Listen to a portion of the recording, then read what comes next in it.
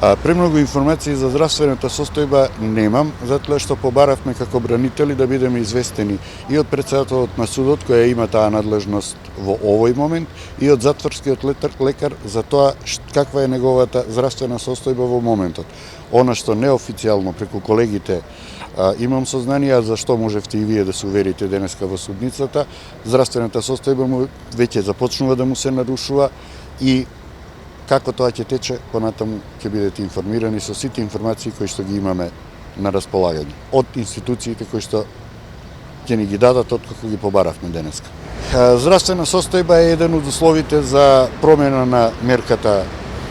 притвор во облага мерка, но сепак за тоа ќе мора да одлучува кривичниот совет. Ќе размислиме како одбрана дали ќе ставиме таков предлог до кривичниот совет, затоа што во овој момент само тоа ни стои на располагање, на соглед да е до 30 дена судијата за претходна постапка, кој што би можел да одлучува, но и не мора согласно законот.